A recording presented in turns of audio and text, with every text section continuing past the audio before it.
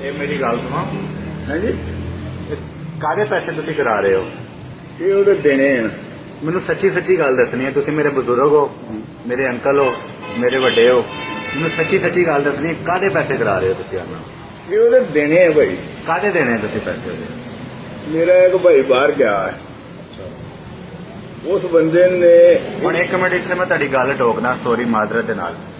ਬਾਹਰ ਗਿਆ ਵਾ, ਉਸ ਬੰਦੇ ਨੇ ਤੁਹਾਨੂੰ ਕਾਲ ਕੀਤੀ ਕਿ ਮੈਂ ਫਲਾਣ ਹੋ ਰਿਹਾ, ਮੈਂ ਤੁਹਾਡੇ ਅਕਾਊਂਟ 'ਚ ਇੰਨੇ ਪੈਸੇ ਲਵਾਤੇ ਆ ਕਿ ਜਿਹੜੇ ਤੁਹਾਨੂੰ ਪਰਸੋਂ ਮਿਲ ਜਾਣੇ ਆ ਜਾਂ ਕੱਲ ਮਿਲ ਜਾਣੇ ਆ। ਤੁਸੀਂ ਆ ਇੱਕ ਬੰਦੇ ਨੇ ਮੈਂ ਪੈਸੇ ਦੇਣੇ ਆ, ਤੁਸੀਂ ਇਹਨੂੰ ਇੰਨੇ ਪੈਸੇ ਦੇ ਦਿਓ, ਠੀਕ ਹੈ?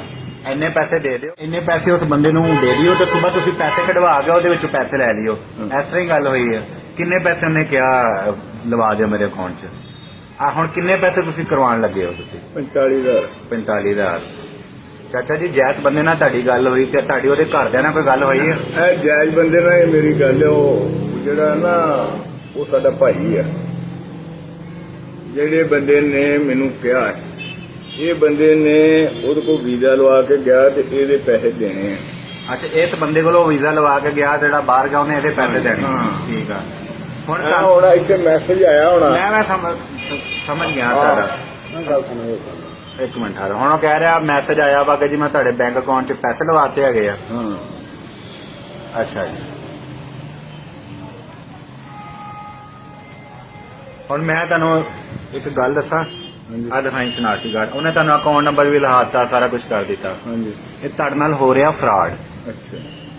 ਕੋਈ ਉਹ ਬੰਦੇ ਨੇ ਪੈਸੇ, ਤੁਹਾਨੂੰ ਕਾਲ ਆਈ ਹੈ ਜੀ ਮੈਂ ਬਾਹਰੋਂ ਫਲਾਣਾ ਬੋਲ ਰਿਹਾ।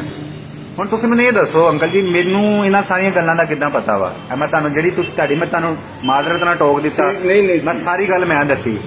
ਅਸੀਂ ਸਾਰਾ ਦਿਨ ਇੱਥੇ ਕੰਮ ਕਰਦੇ ਹਾਂ, ਸਾਡੇ ਕੋਲ ਬੜੇ ਲੋਕ ਇਸ ਫਰਾਡ ਦਾ ਸ਼ਿਕਾਰ ਹੋਏ ਆ। ਹੁਣ ਸਾਡੀ ਇਹ ਕੋਸ਼ਿਸ਼ ਹੈ ਕਿ ਅਸੀਂ ਜ਼ਿਆਦਾ ਤੋਂ ਜ਼ਿਆਦਾ ਬੰਦਿਆਂ ਨੂੰ ਇਹਨਾਂ ਫਰਾਡ ਤੋਂ ਬਚਾਈਏ।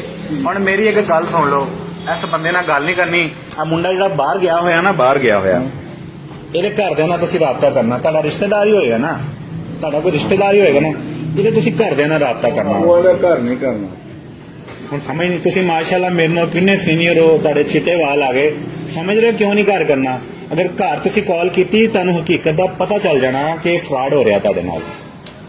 ਮੇਰੇ ਵੱਡੇ ਹੋ ਤੁਸੀਂ, ਮੈਂ ਪੈਸੇ ਕਰ ਦੇਣੇ, ਮੈਂ ਕਰ ਦੇਣੇ ਪੈਸੇ। ਨਹੀਂ ਠੀਕ ਹੋਊਗਾ। ਗਰੀਬ ਇਨਸਾਨ ਕਿੱਥੋਂ ਮੜ ਕੇ ਟੈਨਸ਼ਨ ਬਣਨੀ, ਮਸਲਾ ਬਣਨਾ। ਉਹਦੇ ਨਾਲੋਂ ਬਿਹਤਰ ਆ ਉਹਦੇ ਘਰਦਿਆਂ ਨਾਲ ਰਾਬਤਾ ਕਰੋ।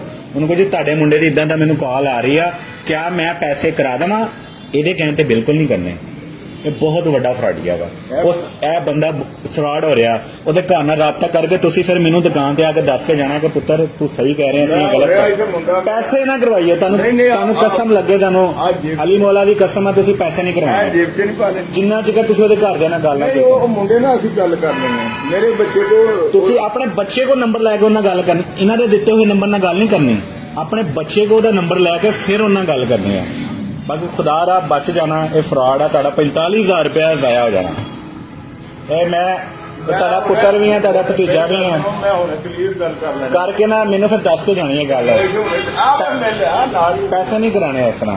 ਬਹੁਤ ਮਿਹਰਬਾਨੀ, ਜਰਾ एहतियात करो इस चीज को। हाँ, मेरी गल कोई बुरी लगी हो तो माजरत। मैं खुद गवर्नमेंट का मुलाजम, मैनू बुरी क्यों लगी है? जे कोई बंदा मैं पैसे करने से ना 45,000 का मैं 450 रुपया उत्ते फीस लेनी थी। 450 बचना सी मैनू, पर मैं क्यों नहीं कीते? मैं हुणे आ जाना मुंडे। तुसी पता करके फिर आना तुसी मेरे को।